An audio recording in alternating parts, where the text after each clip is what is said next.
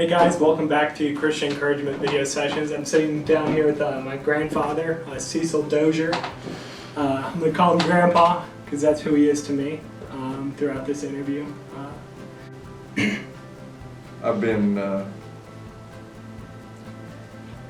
put down, coach blues, all kind of fun and games. But you know what, one thing I have to say is God has always been faithful and just, and He's always lifted me up. He's lifted me up from all. I don't know why these things happened. I suspected after I'd been through what I did to start with the blood clots of the lungs and the unnecessary heart surgery I had, or lung surgery I had, and the pancreatitis and all that stuff when it went in and gutted me.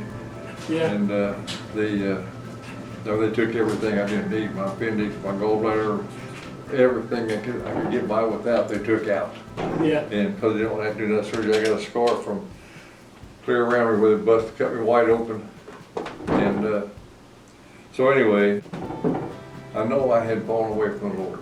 Mm-hmm. And about for 5 or 6 years there, mine got to be about as rough as the guys I was working with. It's working around railroaders, there's an awful lot of them that can't hardly complete a sentence without a bad word in it. Yeah. But anyway, I could cuss with the best of them, except one thing I could not do, I couldn't take the Lord's name in vain. Yeah. That just stopped me cold. But anyway, I had a spell again with my lungs. I guess I was losing clots again. And this might have been before the pancreatitis, now to think about it, but it doesn't matter. It was just another episode. I went to, we were down in Independence down Thanksgiving, and I spent 5 days in the hospital down there, which I figured out that's just a good place to go to die. But anyhow, I got feeling well enough. We come home and I had a little shell on the back of the truck and I laid it back there, and your grandmother drove me home. But about 3 o'clock in the morning I woke up and I was hurting. And I said, I got to go to the hospital. And she said, well, I'll get up and take you. And I said, no, I think this is all God's plan. I said, no, I'll be fine. So I got down there and they were remodeling the hospital. And they had the emergency room door. I know I'd seen it before many times. They had a phone by the door, and when you come there after hours, you just picked up the phone and the nurse would answer. And there wasn't an emergency room there, but they'd come down and take you in. And but I got there and the phone wasn't there. So I walked to the other end of the hospital, which is a long block. At that time, that parking lot went uphill and then down. I could see a light at the other end of it. But I got down where I could read it. It said laundry, and I said, that can't be right. So I went back to the other door, and that time I felt around for the phone because I knew it had, but it lit well enough I could see, but it wasn't lit up like it usually was. But I couldn't find the phone, and I started to go back down to take a check again, and I got about on top of the hill, and I was about to go down. In fact, as I'd have went down if I'd have went much further. Well, while I was up there on the hill, I come to Jesus. I said, Lord, I'm coming to meet you, and I'm not ready. Please forgive me.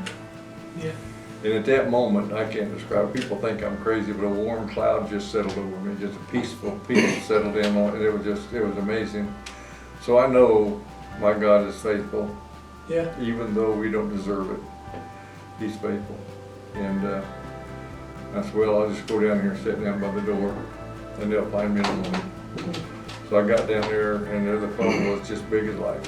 I picked the phone up, and somebody come and got me, and about 6 weeks later, I got out of the hospital. Yeah. And I think I just used that opportunity, because I've been through that. I know from that parking lot experience, I know I didn't have to turn around and try to retrace my steps back to where I was. I just, Lord, forgive me. I'm coming to meet you, and I'm not ready. And it was just instantaneous. That warm cloud settled over me. Yeah. Then after your grandma died, and I was devastated. Yeah. I was having trouble.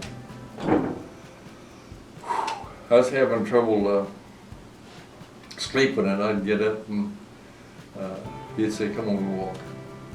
I'd make it across the street. That's when I'd generally talk to me. And I'd collapse on that railing over there and just cry a while, and he said, come on, I'll walk with you. So we walked together, and your mom was going, you ever know it's at 3 o'clock in the morning out there walking by yourself? And I said, I'm never by myself. Yeah. Jesus is with me every step. Yeah.